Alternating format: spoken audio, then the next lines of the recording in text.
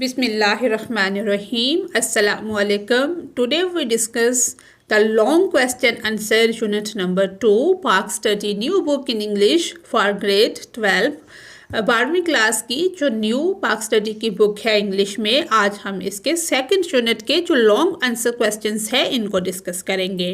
The first question is अवेल्यूट the contributions of Quaid Azam as the first governor general of Pakistan. कि कायद आज़म की पाकिस्तान के पहले governor general की हैसियत से खिदमात का हमने अंदाज़ा लगाना है. Services of Quaid Azam as governor general, कायद आज़म की बतौर गवर्नर जनरल खिदमात. तो फर्स्ट पॉइंट है रिहेबिलिटेशन ऑफ रेफ्यूजीज़. जो पनाह गज़ीन थे, जो इंडिया से लोग माइग्रेशन करके माइग्रेट होकर आए थे पाकिस्तान में, उनको पनाह देना या पनाह गुज़ीनों की जो बहाली थी, सबसे पहला पॉइंट हमारा ये है. कायद आज़म हैड फोकस्ड, कायद आज़म ने तवज्जो की to rehabilitate 6.5 million refugees who came from India. कायद आज़म ने हिंदुस्तान से आने वाले 65 लाख मुहाजिरीन की बहाली पर तवज्जो मरकूज़ की थी. He established a refugee fund, उन्होंने रेफ्यूजी फंड कायम किया. and appealed to people to contribute in it, और लोगों से अपील की कि उसमें हिस्सा डालें. The people supported the refugees and genuinely contributed in refugee fund. लोगों ने दिल खोल कर रेफ्यूजी फ़ंड में हिस्सा डाला, यानी कि पनाह गुज़ीनों की हमायत की और दिल खोल कर इस फंड में हिस्सा डाला. कायद आज़म also establish the ministry for the rehabilitation of migrants and personally ओवरसा the work which was carried out for the rehabilitation of refugees. कायद आज़म ने मुहाजिरीन की बहाली के लिए वजारत भी कायम की और मुहाजिरीन की बहाली के लिए किए जाने वाले काम की ज़ाती तौर पर खुद यानी कि निगरानी की. कायद इनकरेज्ड, कायद आज़म ने हौसला अफजाई की टू लोकल पीपल, मुकामी लोगों की, टू सपोर्ट था कि वो सपोर्ट करें जो लोग माइग्रेंट्स हैं, वो हिजरत करके आए हैं. And considered them there brother, और उनको अपना भाई समझें. कायद आज़म ने मुकामी लोगों को मुहाजिरों की हमायत करने की और तरगीब दी और उन्हें अपना भाई समझें. Thanks to the effort of the government and generosity of people, हुकूमत ने कोशिशों और लोगों की फ़राख दिली की बदौलत the settlement of refugees took place with in uh short span of time, के लोगों ने हमायत की, फ़राख दिली से उसमें फ़ंड्स दिए. इससे क्या फ़ायदा हुआ कि मुहाजिरीन की आबादकारी में बहुत कम वक्त लगा. जो लोग आए थे वो जल्द ही अच्छी तरह से सेटल हो गए. स्टेप्स टुवर्ड्स कॉन्स्टिट्यूशन मेकिंग, आइन साजी की तरफ इक़दामात. कायद was elected the first president of constituent assembly on 11 अगस्त 1957. कायद आज़म 11 अगस्त 1947 को दस्तूर साज असम्बली के पहले सदर मुंतखब हुए. As there was no constitution, चूँकि कोई आइन नहीं था. The government of India act of 1935, government of India act 1935 was slight amendments के मामूली तरामीम के साथ वाज अडॉप्टेड, के उसे ही अपना लिया था एज इंटरम कॉन्स्टिट्यूशन, अबूरी आइन के तौर पर मामूली तरामीम की. जो 1935 का एक्ट था इंडिया का, उसके अंदर थोड़ी बहुत तरमीम करके उसे ही अपना लिया. Meanwhile Quaid guided the constitute assembly, जो दस्तूर साज असम्बली थी, कायद आज़म उसको गाइड करते थे. And task it with drafting the constitution that would reflect the aspirations and need of the people, के दस्तूर साज असम्बली की रहनुमाई करते थे, उनको गाइड करते थे कि आइन का मसवदा तैयार करने का काम जो लोगों ऐसा का होना चाहिए जो लोगों की उमंगों और ज़रूरियात की अक्कासी करे. कायद made it clear that the constitution would be based on the principles of Islam and democracy. Quaid Azam نے واضح کیا کہ آئین اسلام اور جمہوریت کے اصولوں پر مبنی ہوگا. He also made it clear that both Muslim and non-Muslim citizens would enjoy equal rights, جس میں مسلم اور غیر مسلم کہ انہوں نے یہ بھی واضح کیا کہ مسلم اور غیر مسلم جو ہیں دونوں شہریوں کو مساوی حقوق حاصل ہوں گے. And no discrimination would be made on the basis of religion, کہ کوئی امتیاز نہیں برتا جائے گا بیس آف ریلیجن، مذہب کی بنیاد پر کوئی امتیاز نہیں برتا جائے گا. سیکنڈ پوائنٹ ہے انوگریشن آف اسٹیٹ بینک کا افتتاح. قائد اعظم محمد علی جناح جو تھے inaugurated the state bank of Pakistan, کہ انہوں نے افتتاح کیا اسٹیٹ بینک آف پاکستان کا on 1 July 1948 to overcome the economic problems of Pakistan, کہ معاشی مسائل پر قابو پانے کے لیے 1 جولائی 1948 کو اسٹیٹ بینک آف پاکستان کا افتتاح کیا. He pointed an able economist Zahid Hussain, جیسا کہ ہم نے MCQs میں پڑھا تھا، انہوں نے اپوائنٹمنٹ کی زاہد حسین کی as the first governor of the state bank, پہلے گورنر کے طور پر اسٹیٹ بینک کے، کہ انہوں نے ایک قابل ماہر اقتصادیات زاہد حسین کو اسٹیٹ بینک کا پہلا گورنر مقرر کیا. During his speech at time of the inauguration ceremony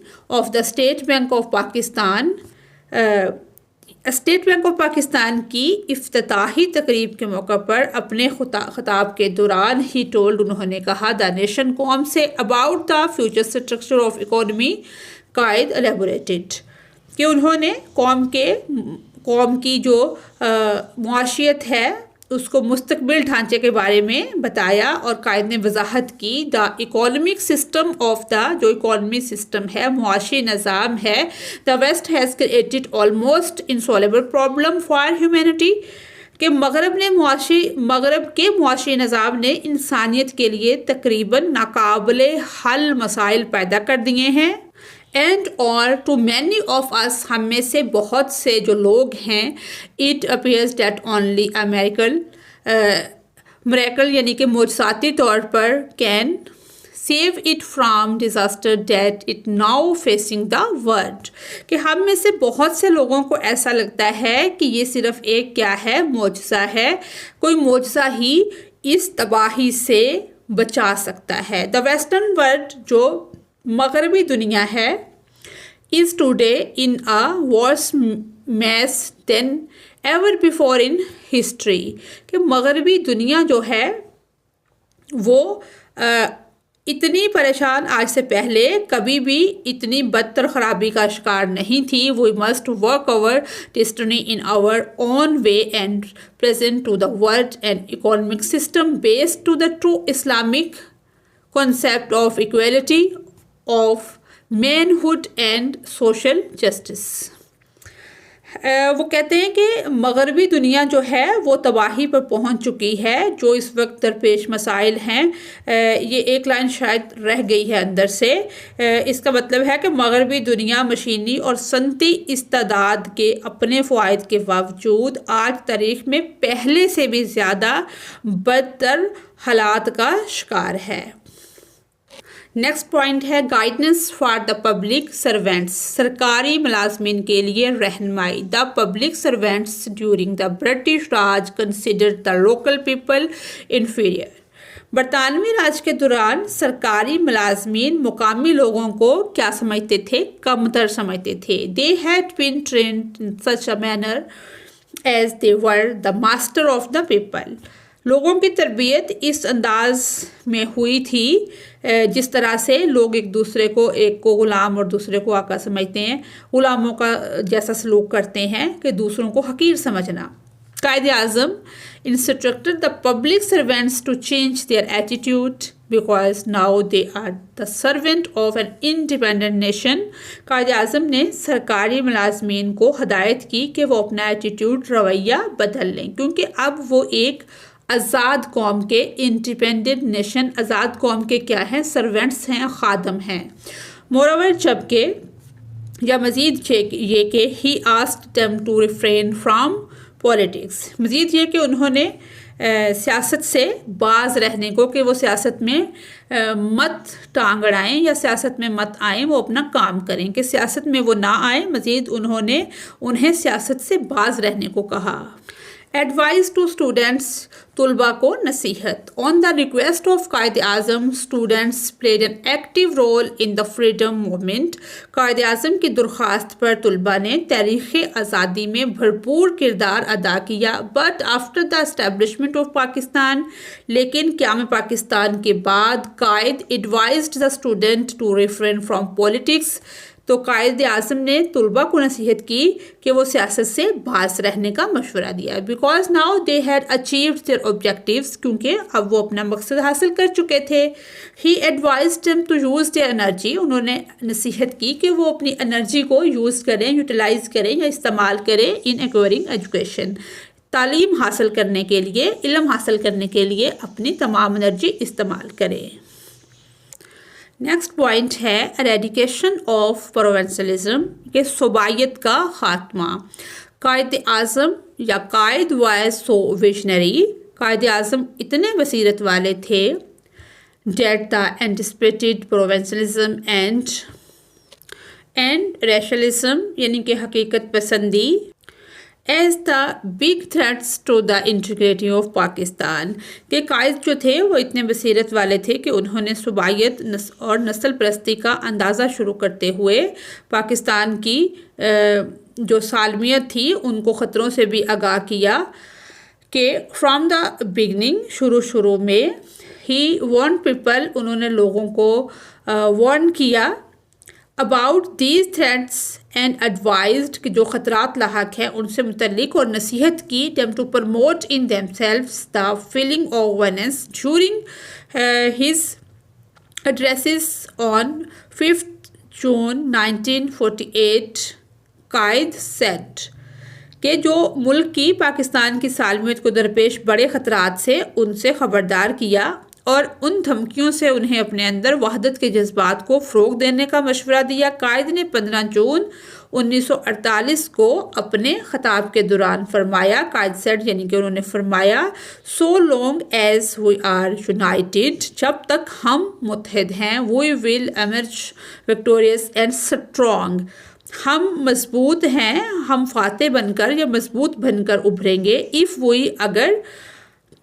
if we are not united، اگر ہم متحد نہیں ہیں یا ایک ہم نہیں ہوتے، we shall become weak and disgraced، تو ہم کیا ہو جائیں گے؟ کمزور اور رسوا ہو جائیں گے۔ we are all Pakistanis، ہم تمام یا ہم سب پاکستانی ہیں، none of us Punjabi, Sindhi, Baloch, Pathan اور بنگالی، ہم میں کوئی بھی پنجابی، سندھی، بلوچ، پٹھان یا بنگالی نہیں۔ we must feel behave، ہمیں یعنی کہ ہم میں کوئی بھی ایسا نہیں ہے، یا ہمیں محسوس کرنا چاہیے اور برتاؤ کرنا چاہیے، behave and act، اور برتاؤ کریں، and we should be proud to be known as Pakistanis and nothing else، ہمیں محسوس کرنا، برتاؤ کرنا اور عمل کرنا چاہیے، اور ہمیں پاکستانی ہونے پر فخر ہونا چاہیے، nothing else، کہ ہم پاکستانی کے سوا کچھ بھی نہیں ہیں اور کچھ نہیں۔ نیکسٹ پوائنٹ ہے guiding principles of the foreign policy, خارجہ پالیسی کے رہنما اصول۔ قائد provided the guiding principles for shaping the foreign policy of Pakistan, قائد نے پاکستان کی خارجہ پالیسی کی تشکیل کے لیے رہنما اصول فراہم کیے۔ He focused to adopt a policy of non arrangement and stressed to establish cordial relationship with Muslim countries, cordial relations with Muslim countries in particular and other countries of the world in general، کہ انہوں نے ناوابستگی کی policy اپنانے پر زور دیا، اور مسلم بالخصوص دنیا کے جو مسلم ممالک ہیں بالخصوص، اور دنیا کے جو دیگر ممالک ہیں ان کے ساتھ بالعموم خوشگوار تعلقات قائم کرنے پر زور دیا۔ Following the instruction of Quaid Azam کی ہدایات پر عمل کرتے ہوئے Pakistan opened its embassies, Pakistan نے اپنے یعنی کہ سفارت خانے اینڈ مشنز اور مشن کھولے in several countries of the world, دنیا کے کئی ملکوں میں.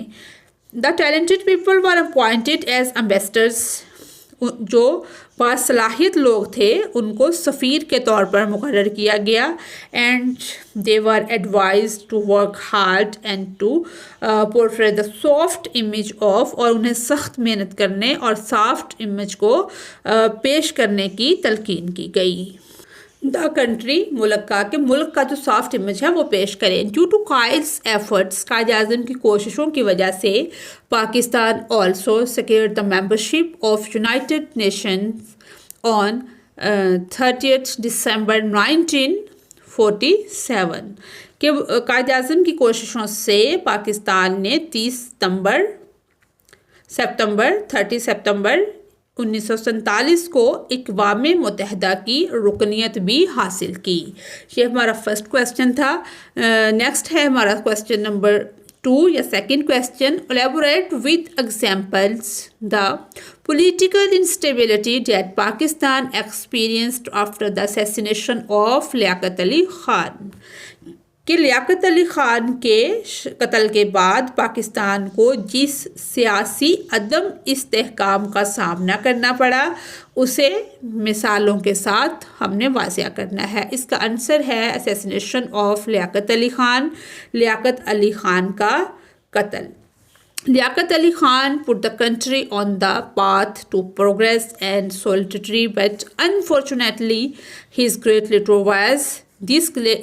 leader was assassinated on 16 October 1951 while addressing a gathering in Rawalpindi. کہ لیاقت علی خان کی جو کوشش تھی وہ ترقی کے راستے پر، پاتھ ٹو پروگریس کے ترقی کے راستے پر، یکجہتی کی راہ پر انہوں نے ملک کو گامزن کیا، لیکن بدقسمتی سے اس عظیم رہنما کو 16 اکتوبر 1951 کو پاکستان میں ایک جلسے سے خطاب کرتے ہوئے قتل کر دیا گیا. ان کے جو آخری ورڈ تھے، his last words were may God protect Pakistan, خدا پاکستان کی حفاظت کرے یا اللہ پاکستان کی حفاظت کرے.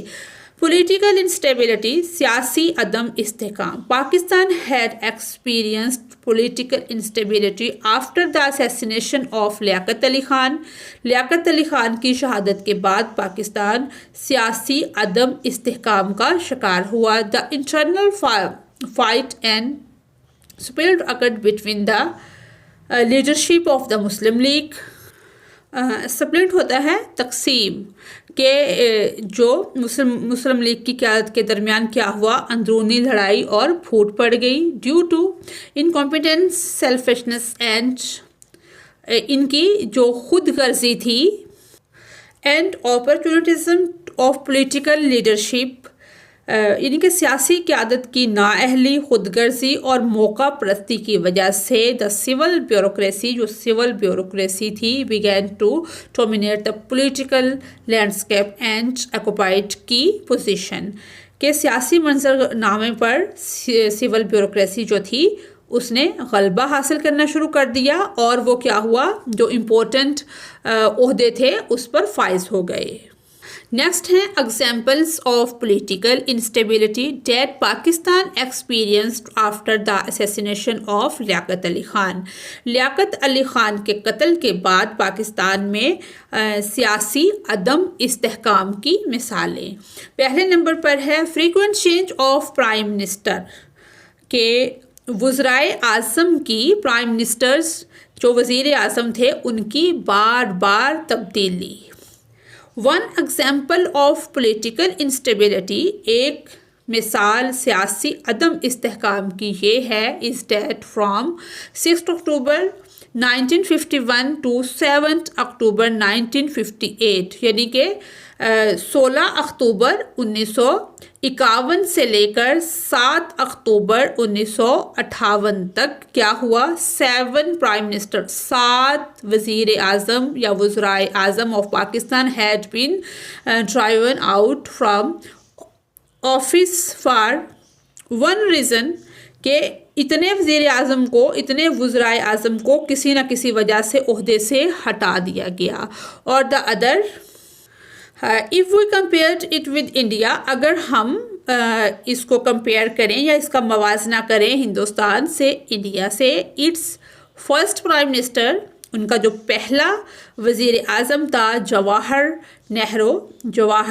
لال نہرو، وہ کتنی دیر رہا؟ Remained in office from 1946 to 1964، یعنی کہ ہمارے 51 سے 58 تک 7 چینج ہوئے، ان کے 47 سے 64 تک ایک ہی جواہر لال نہرو وہی برقرار رہا.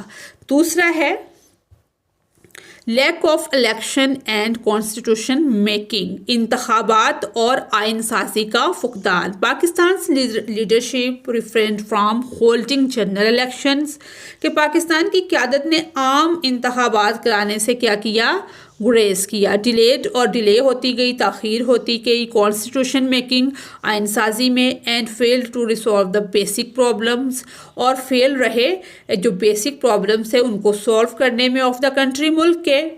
ریزلٹنٹلی نتیجہ کے طور پر دے لاسٹ دا کانفیڈنس، وہ کھو بیٹھے اعتماد آف دا پیپل، لوگوں کا. It gave an opportunity to civil bureaucracy to assert power over the civilian leadership. یعنی کہ اس کا کیا ہوا؟ نتیجہ یہ ہوا کہ وہ عوام کا جب اعتماد کھو گیا تو سول لوگوں کو موقع مل گیا کہ انہوں نے اقتدار میں آنا یا اپنی مرضی کے فیصلے کرنے شروع کر دیے. نیکسٹ پوائنٹ ہے خواجہ نظام الدین and Ghulam Muhammad.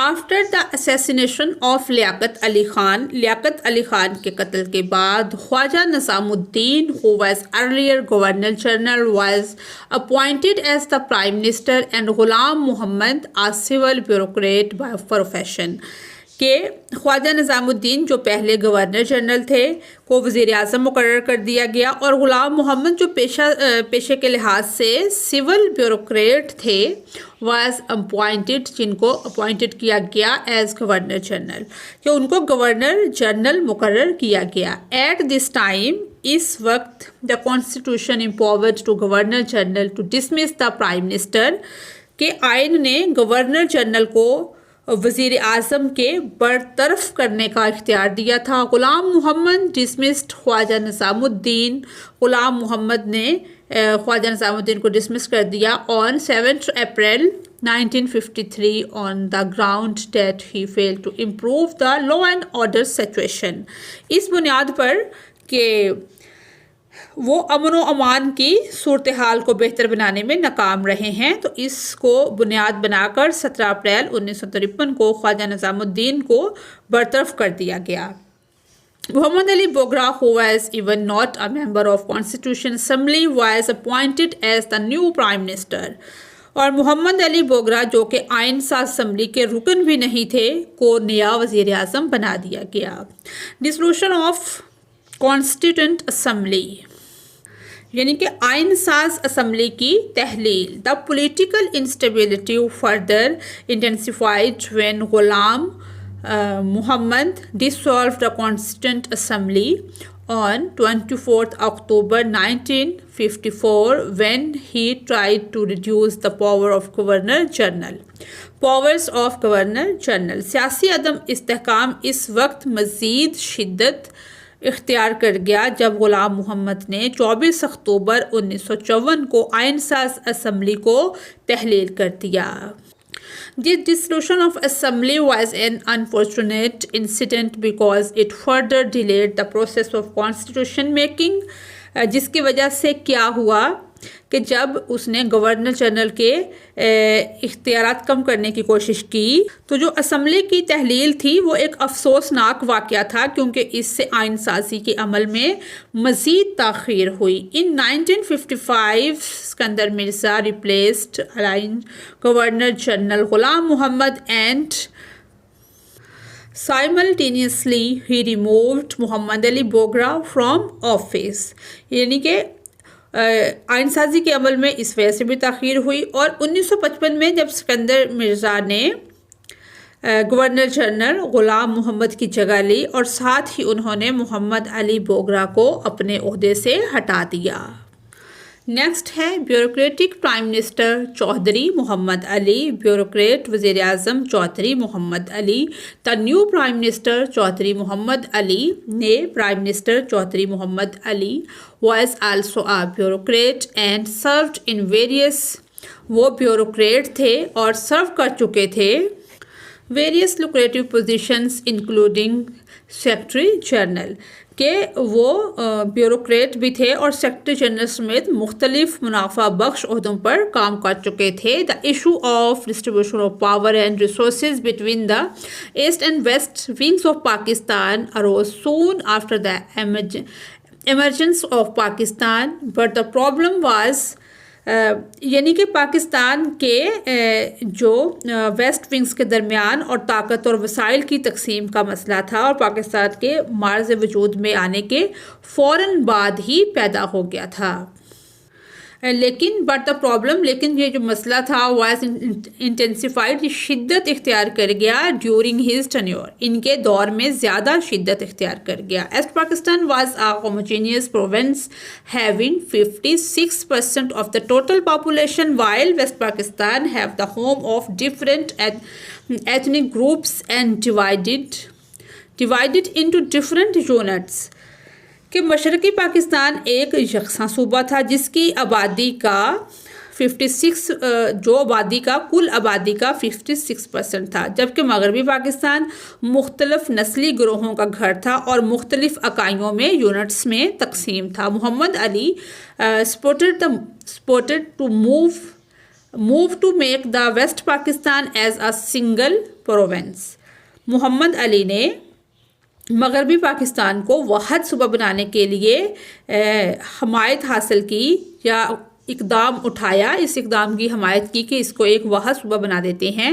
So in 1955 the status of all provinces of West Pakistan was ended and one unit was established۔ چنانچہ کیا ہوا، ان 1955 میں 1955 میں مغربی پاکستان کے تمام صوبوں کی حیثیت ختم کر کے 1 یونٹ قائم کر دیا گیا۔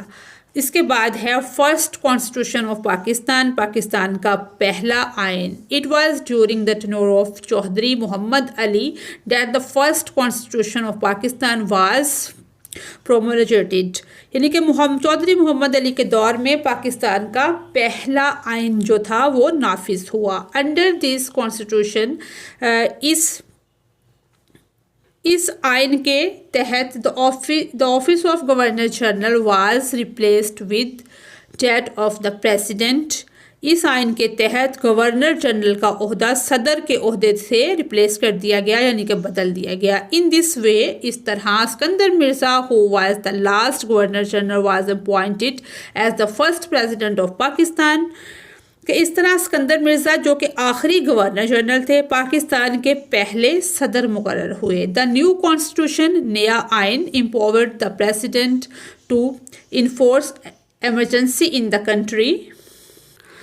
نئے آئین نے صدر کو ملک میں ایمرجنسی نافذ کرنے کا اختیار دیا تھا۔ This power was periodically miss used by the president, اور یعنی کہ اختیار حاصل تھا کہ صدر ایمرجنسی نافذ کر سکتا ہے اور صدر کی جانب سے وقتاً فوقتاً اس طاقت کا غلط استعمال ہوتا رہا۔ چودھری محمد علی lost the confidence of assembly and preferred to resign in 8 September 1956۔ Chaudhry Muhammad Ali نے اسمبلی کا اعتماد کھو دیا اور 8 ستمبر 1956 کو استعفیٰ دینے کو پریفر کیا، ترجیح دی۔ شورٹ ٹینیور پرائم منسٹر، یعنی کہ وزیر اعظم کی مختصر مدت۔ آفٹر ہم کیم، اس کے آنے کے بعد یا ان کے آنے کے بعد، حسین شہید سہروردی who was probably at that time، کہ ان کے بعد حسین شہید سہروردی آئے جو غالباً اس وقت the only leader of national stature کہ قومی قد کاٹ کے واحد رہنما تھے. However, he was forced to resign by President Iskandar Mirza.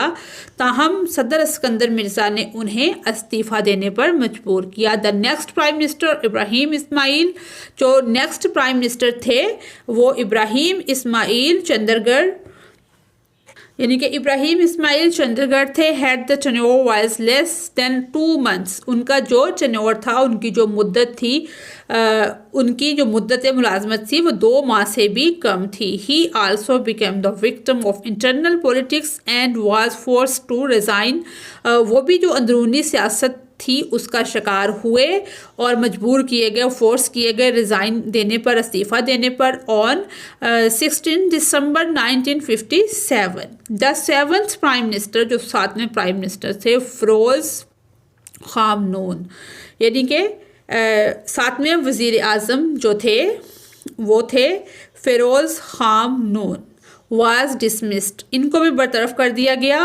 when the president of Pakistan, جب پاکستانی صدر نے یا صدر پاکستان نے ایبریگیٹ دا کانسٹیٹیوشن، منسوخ کیا اس کو، دستور کو، آئین کو، امپوز ایمرجنسی اور ایمرجنسی نافذ کی، and directed army to take control of the country.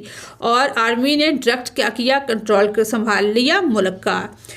یعنی کہ جب صدر پاکستان نے آئین کو منسوخ کر دیا، ایمرجنسی نافذ کر دی اور فوج کو حکومت کا کنٹرول سنبھالنے کی ہدایت کی. یہ ہمارے 2 کویسچن تھے جو کمپلیٹ ہوئے ہیں. نیکسٹ ہے 3rd question, question number 3. 3rd question ہے، ہم نے analyze the positive and negative aspects of Zulfikar Ali Bhutto's era, focusing on the significant events and policies of his government. ٹھیک ہے کہ بھٹو کے دور کے جو مثبت اور منفی پہلو ہیں ان کا تجزیہ کرنا ہے، اور ان کی حکومت کی، ذوالفقار علی بھٹو کی جو پالیسیاں تھیں ان کے اہم پہلوؤں پر ہم نے توجہ کو مرکوز کرنا ہے. تو اس کا آنسر ہے ذوالفقار علی بھٹوز ایرا 1971 to 1977، یعنی کہ یہ 1971 سے 1977 تک ان کا دور ہے. Was one of the major reform and political transformation Pakistan, کہ پاکستان میں بڑی اصلاحات اور سیاسی تبدیلیوں میں سے یہ ایک دور تھا. ہز لیڈرشپ ہیڈ بہت پازیٹیو اینڈ نیگیٹو امپیکٹس. ان کی جو لیڈرشپ تھی ان کی قیادت کے مثبت اور منفی دونوں جو پہلو ہیں وہ مرتب ہوئے. With significant events shaping the countries future, کہ وہ ملک کے مستقبل کو تشکیل دینے میں اہم واقعات جو تھے وہ رونما ہوئے، مرتب ہوئے. پازیٹیو اسپیکٹس آف ذوالفقار علی بھٹوز ایرا، یعنی کہ ذوالفقار علی بھٹو کے دور کے مثبت پہلو. سب سے پہلا جو ان کا امپورٹنٹ کام تھا وہ تھا 1973 کا آئین. اس سے پہلے ملک کو بے آئین سرزمین کہا جاتا تھا. کانسٹیٹیوشن آف 1973 کا آئین. Bhutto ward the build a new Pakistan. Bhutto نے نیا پاکستان بنانے کا عزم کیا. He started working on constitution making and give country a new constitution. انہوں نے دستور بنانے میں، آئین بنانے میں کیا کی کوشش کی اور ایک نیا آئین دیا پاکستان کو ان 1973 میں. The Constitution of 1973 is distinct from the earlier constitution because it was unanimously passed by the Assembly. 1973 کا آئین پہلے کے آئینوں سے کیا تھا؟ الگ تھا، کیونکہ اسے اسمبلی نے متفقہ طور پر منظور کیا تھا. اس کے بعد ہے فورن سکسیسز، کہ غیر ملکی کامیابیاں. Zulfikar Ali Bhutto was also successful on foreign front. Zulfikar Ali Bhutto یعنی کہ خارجہ محاذ پر بھی کامیاب رہے. He signed a Shimla agreement with India in 1972. انہوں نے 1972 میں بھارت کے ساتھ شملہ معاہدہ کیا. دو which both countries returned territory which they had occupied during the war.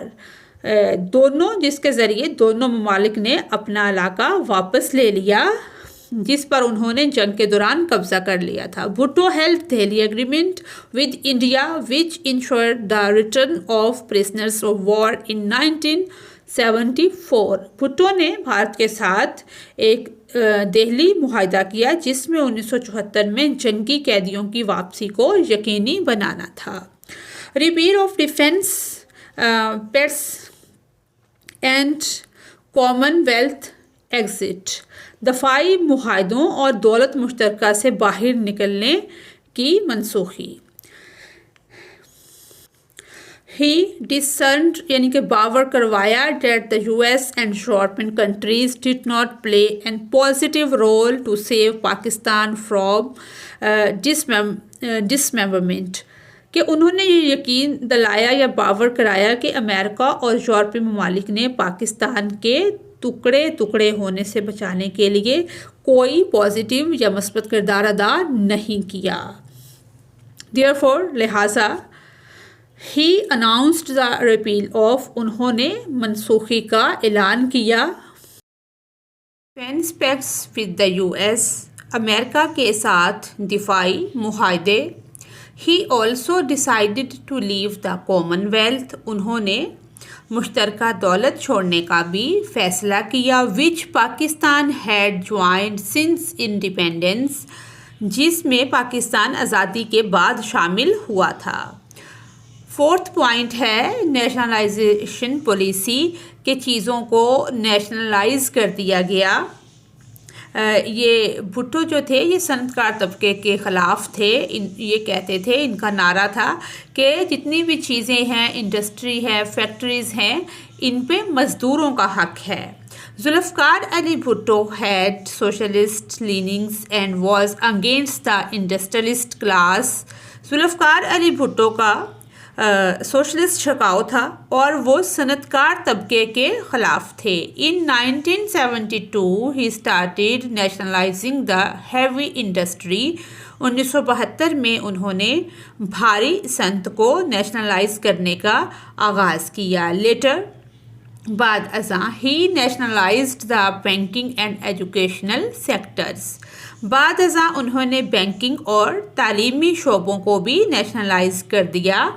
Do Bhutto took the steps in good faith. اگرچہ بھٹو نے یہ اسٹیپس جو تھے چیزوں کو جو نیشنلائز کیا تھا نیک نیتی سے ملک کی بہتری کے لیے فلاح و بہبود کے لیے کیے تھے. Yet the policy of nationalisation had not left good impact. لیکن یہ جو ان کی پالیسیز تھی انہوں نے کوئی اچھے اثرات نہ چھوڑے over the economy of the country.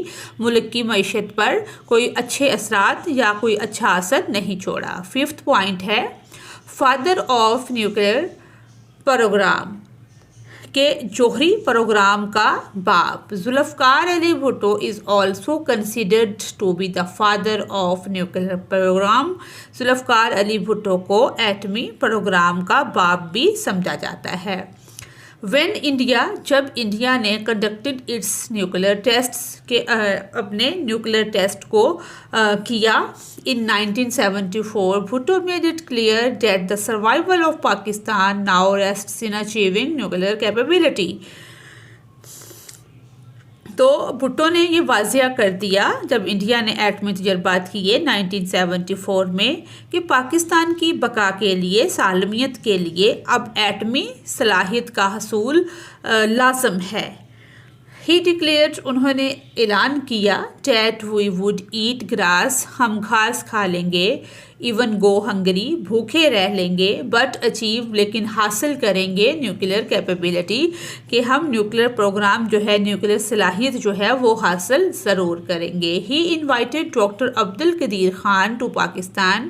انہوں نے ڈاکٹر عبدالقدیر خان کو پاکستان مدعو کیا یا آنے کی دعوت دی اینڈ آفرڈ ہم سپورٹ اور اس آفر کی سپورٹ کرنے کی to start the nuclear programme کہ پاکستان میں نیوکلیئر پروگرام شروع کیا جائے.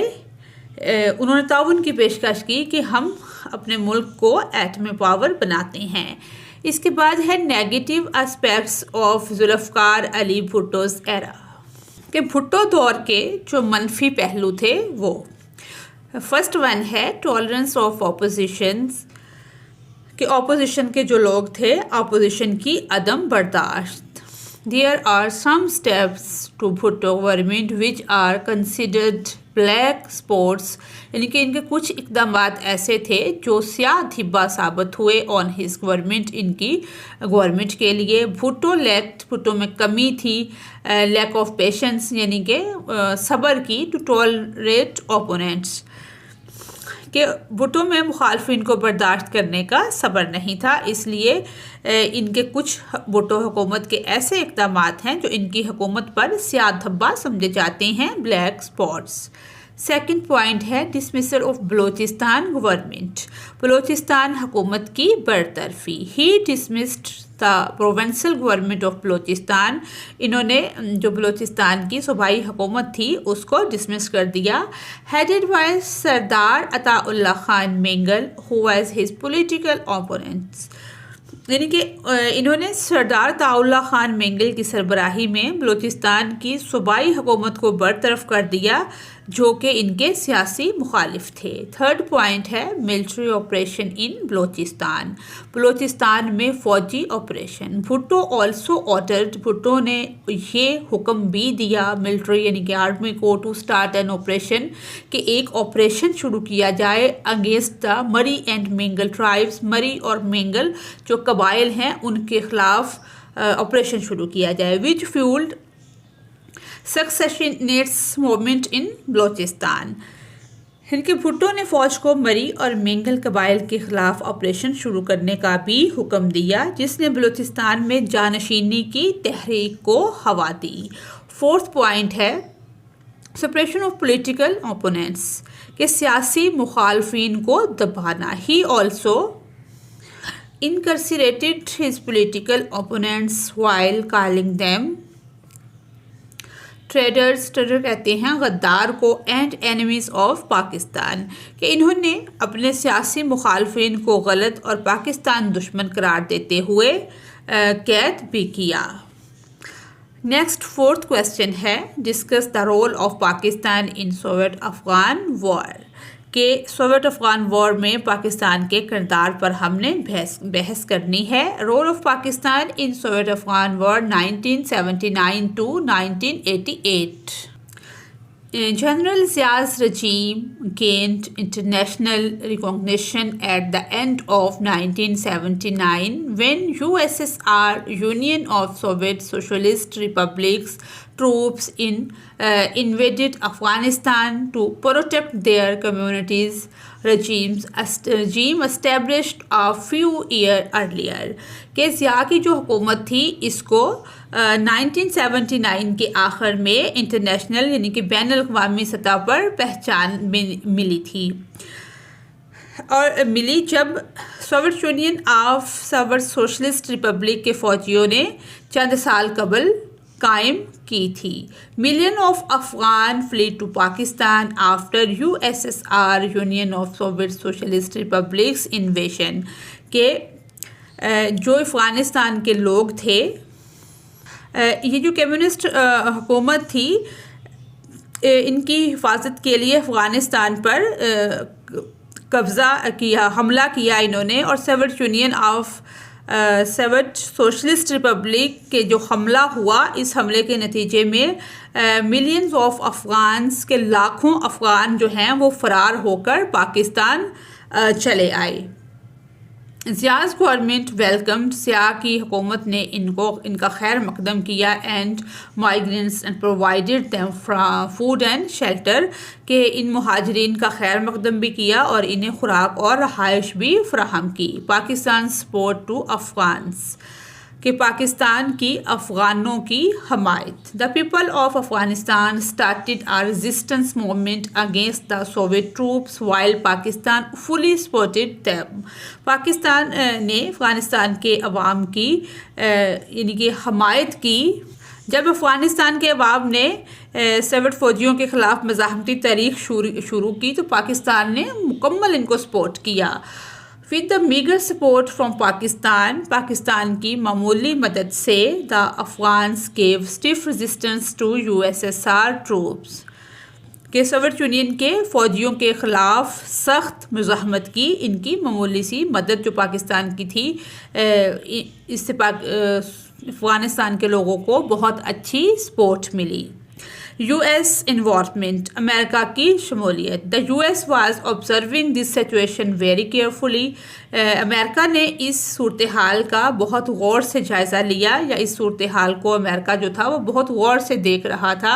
At that time both the U S and the U S S R were super powers, روس اور جو امریکہ تھے یہ دونوں وہ سپر پاور تھے، اینڈ ور بٹر اینیمیز، اور ایک دوسرے کے بدترین دشمن بھی تھے، آف ایچ ادر، ایک دوسرے کے۔ The U S found it better opportunity, امریکہ نے اس موقع کو غنیمت سمجھا، ٹو ڈیمیج سوویت یونین، کہ اس وقت ہم سوویت یونین کو نقصان پہنچا سکتے ہیں یا ختم کر سکتے ہیں۔ The U S approached to Zia's regime and promised to provide economic and military aid against their common enemy U S S R, انہوں نے ضیاء حکومت نے امریکہ سے رابطہ کیا اور اپنے مشترکہ دشمن جو تھا ان کا سوویت یونین، اس کے خلاف اقتصادی اور فوجی امداد فراہم کرنے کا وعدہ کیا۔ Pakistan which was already helping the Afghans readily agreed, Pakistan جو کہ آلریڈی پہلے ہی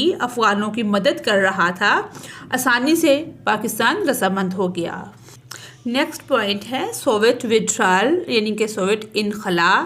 سو the Afghans with help of Pakistan, چنانچہ افغانوں نے Pakistan and U S, Pakistan اور یو ایس کی مدد سے gave stiff resistance to U S S R, چنانچہ افغانوں نے پاکستان اور امریکہ کی مدد سے سوویت یونین کے خلاف سخت مزاحمت کی۔ After 10 years of long war, 10 سال کی طویل جنگ کے بعد، the U S S R finally, U S S R مکمل طور پر subdued and abandoned Afghanistan in 1989 through Geneva convention, یعنی کہ یہ 10 سال کی طویل جنگ کے بعد سوویت یونین نے بالآخر 1989 میں جنیوا کنونشن کے ذریعے افغانستان کو محکوم اور ترک کر دیا۔ کانسیکوینسز فار پاکستان، اب پاکستان نے چونکہ افغانستان کے لوگوں کو پناہ بھی دی، ان کی مدد بھی کی، اب جو ان کو نتائج بھگتنا پڑے وہ کیا ہیں کہ Pakistan paid a heavy price for its involvement in Afghanistan war, Pakistan کو افغان جنگ میں ملوث ہونے کی بھاری قیمت چکانا پڑی۔ فار ایئرز ٹو کم، آنے والے سالوں تک Pakistan had to suffer, Pakistan یہ برداشت کرتا رہا bad consequences which included the flow of arms, اس طرح کے یہ برے نتائج تھے جس میں شامل تھا آرمز کا، اسلحے کا flu, and development of drug اور منشیات کی پیداوار، ٹریڈ ان دا کنٹری، کہ جیسے منشیات آتی رہیں اور اسلحہ غیر قانونی طور پر پاکستان میں آتا رہا، اور پاکستان کے اندر ہی کچھ اس طرح کے لوگ بیٹھ کر باہر کے لوگوں کو کنٹرول کرنے لگے، کچھ تنظیمیں بننے لگی، تو اس طرح اس کے کوئی اچھے نتائج نہیں سامنے آئے۔ 5th کویسچن ہے discuss the negative role of India in the dismemberment of east Pakistan, مشرق کی تقسیم، مشرقی جو پاکستان تھا اس کی تقسیم میں ہندوستان کے منفی کردار پر بحث کرے۔ تو اس کا آنسر ہے negative role of India in the dismemberment of east Pakistan. India played a significant negative role in the dismemberment of East Pakistan in 1971. Hindustan نے یا بھارت نے 1971 میں مشرقی پاکستان کے ٹکڑے کرنے میں اہم منفی کردار ادا کیا، which led to the creation of بنگلہ دیش، جس کی وجہ سے بنگلہ دیش بنا۔ Its involvement went beyond diplomacy and directly contributed to the break up through political, military and strategic means. اس کی سفارتکاری جو کوشش تھی وہ سفارتکاری سے آگے بڑھی اور سیاسی اور فوجی معاملات میں اس نے توڑ پھوڑ کی اور براہ راست اس میں حصہ ڈالا، تاکہ کیونکہ شروع سے ہی انڈیا نہیں چاہتا تھا کہ پاکستان کسی طرح، پہلے تو وہ بننے ہی نہیں دے رہا تھا، اگر بنا تو پھر وہ سٹیبل نہیں ہونے دے رہا تھا، تو اس نے ہر ممکن کوشش کی کہ پاکستان کو کمزور کیا جائے، توڑا جائے، اس کے اتحاد کو ختم کیا جائے۔ جی، تو سپورٹ ٹو بنگالی سیپریٹسٹ، یعنی کہ بنگال کے جو لوگ تھے علیحدگی پسند بنگالی لوگوں کی حمایت۔ The situation in East Pakistan provided India with an opportunity to avenge 1975 war کہ مشرقی پاکستان کے جو حالات تھے اس نے بھارت کو 1965 کی جنگ کا بدلہ لینے کا موقع فراہم کیا۔ India openly supported the Bengali, India نے اوپنلی کھل کر سپورٹ کی separatist and provided them shelters کہ بھارت نے بنگالی علیحدگی پسندوں کی کھل کر حمایت کی اور انہیں پناہ دی۔ اس کے بعد ہے فارمیشن آف مکتی باہنی۔ مکتی باہنی یہ ایک دہشت گرد تحریک تھی جس کو انڈیا نے سپورٹ کیا تھا، اور یہ اس کو فائنینشلی اور جو ہتھیار وغیرہ تھے اس مد میں سپورٹ کرتے تھے تاکہ پاکستان کو کسی طرح سے توڑا جائے یا اتحاد کو ختم کیا جائے، پاکستان کو کمزور کیا جائے۔ Except of Mujib and a few others, Mujib اور چند دیگر افراد کے علاوہ all the leadership of Awami League کی تمام قیادت فلیڈ ٹو انڈیا، بھاگ گئی، فرار ہو گئی India, where with the support of India they founded a terrorist organization Mukti Bahini.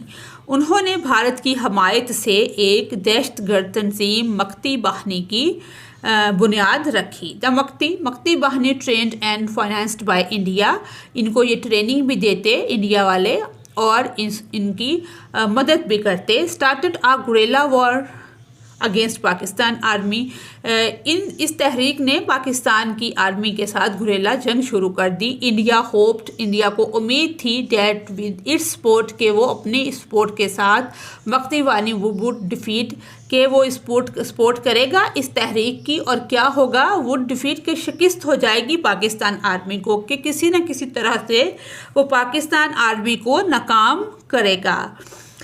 But it did not happen, لیکن ایسا کچھ نہیں ہوا۔ ڈسپائٹ آل اوڈس، تمام تر مشکلات کے باوجود، دا ملٹری جو تھی، آرمی جو تھی، وہ لڑی گورجیسلی ود دیز ٹیررسٹ، کہ ان سب مشکلات کے باوجود آرمی جو تھی، پاکستان آرمی جو تھی، وہ بہت اس نے ہمت اور حوصلے کے ساتھ ہر چیز کا مقابلہ کیا۔ اس کے بعد ہے direct military intervention. When their plan seemed to be failing, جب ان کو اپنا منصوبہ ناکام ہوتا، یعنی کہ ڈائریکٹ ملٹری انٹرونشن ہوتا ہے کہ براہ راست فوجی مداخلت، جب ان کو نظر آیا، انڈیا کو، بھارت کو نظر آیا کہ ان کے تمام جو پلان ہیں وہ فیل ہو رہے ہیں، منصوبے ناکام ہو رہے ہیں، انڈیا نے آخرکار ڈائریکٹلی انٹرورٹڈ ان 21 نومبر 1971 جب ان کو منصوبے ناکام ہوتے نظر آئے تو بھارت نے بالآخر 21 نومبر 1971 کو براہ راست مداخلت شروع کی۔ India declared an open war on 3 December 1971 which lasted till 16 December 1971 کہ بھارت نے 3 دسمبر 1971 کو کھلی جنگ کا اعلان کر دیا جو 16 دسمبر 1971 تک جاری رہی۔ اوورویلمنگ ملٹری ایڈوانٹیج، براہ راست یا زبردست فوجی فائدہ۔ The Pakistan army was in, Pakistan جو آرمی تھی، پریکیریس سچویشن، پاکستان آرمی پہلے سے ہی نازک صورتحال میں تھی۔ سنس دا بگننگ، شروع سے، پاک فوج شروع سے ہی نازک صورتحال میں تھی۔ It faced severe shortage of supply, اس کو بہت ساری مشکلات کا سامنا تھا، جس میں shortage of supply of arms کے اسلحے کا یا ہتھیاروں کا پہنچنا animation and food due to disruption of its communication and supply lines with West Pakistan کہ اسے اسلحے، گولہ بارود اور خوراک کی شدید قلت کا سامنا کرنا پڑا کیونکہ اس کی مغربی پاکستان کے ساتھ جو مواصلاتی اور سپلائی لائنیں تھیں ان میں خلل پڑا تھا، یعنی کہ ان میں خلل ڈال دیا گیا تاکہ جو ہتھیار ہیں وہ نہ پہنچیں، اسلحہ، گولہ بارود اور فوڈ وغیرہ ہے اس کی سپلائی کٹ جائے۔ It consisted of less than 50,000 regular troops while it had to face with majority of hostile population and continuous attack to مکتی بہانی۔ لیکن ہوا کیا کہ فوڈ کی سپلائی میں بھی خلل آ گیا، اسلحہ بارود بھی نہ پہنچ پایا۔